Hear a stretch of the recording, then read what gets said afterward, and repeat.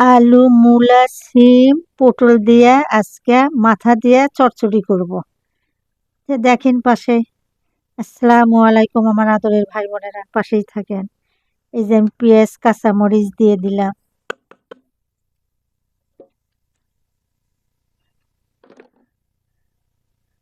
লবণ,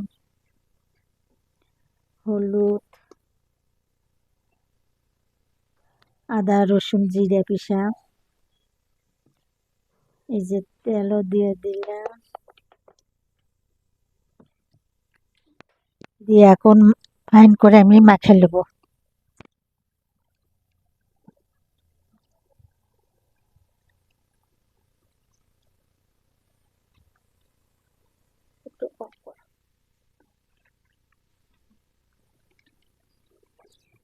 এই যে আমি মাথা ভালো করে উঠে ধুয়ে নিছি।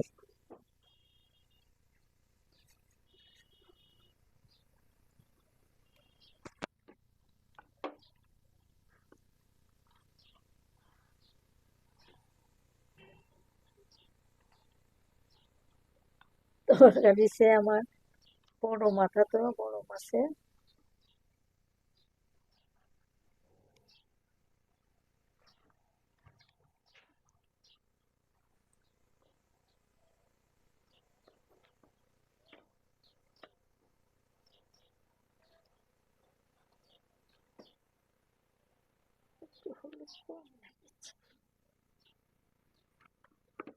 এখন আমি পানি দিয়ে দিব। মাখা আমার হয়ে গেছে।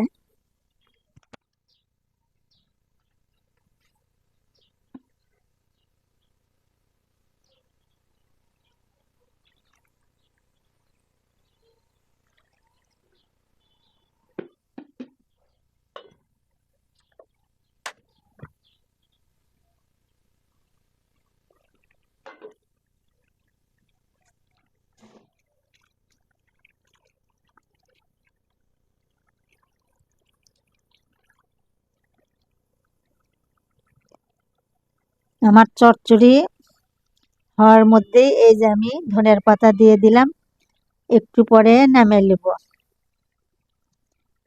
পাশেই থাকেন, দেখেন আমি কেমন করে চচ্চড়ি রান্না করি।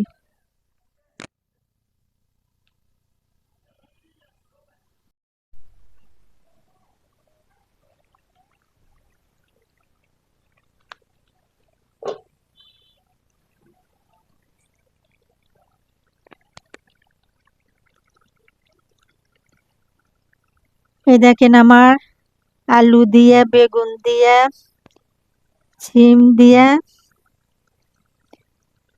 আমি পটল দিয়ে আমি চচ্চড়ি করেছি। অনেক সব রকমই সবজি দিছি একটু একটু করে দিয়ে, একটা বড় মাছের চালু করে দিয়েছে।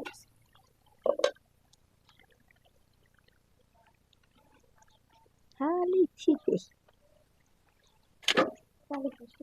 আচ্ছা করো।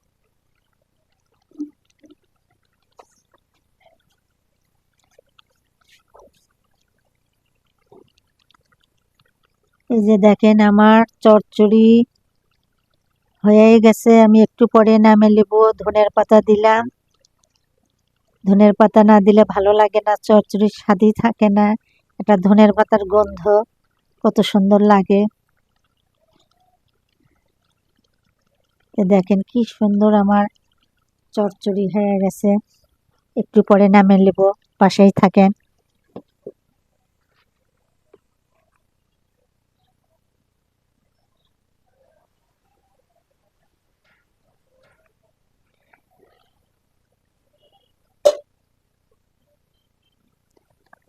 আসসালামু আলাইকুম আমার আদরের ভাই বোনেরা, আশা করি আল্লাহর রহমতে আপনারা সবাই ভালো আছেন। আল্লাহ আপনাদের ভালো রাখুক।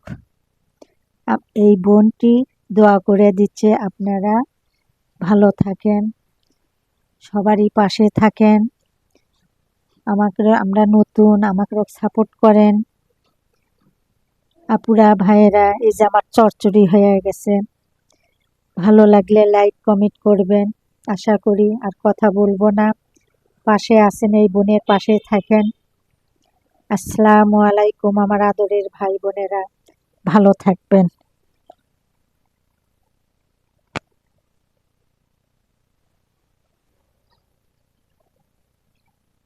এই যে পুরা আমার চচ্চড়ি হয়ে গেছে, আমি এইরকম করে এখন রান্না করব। আপনারা পাশেই থাকেন, এই বোনের রান্না দেখেন।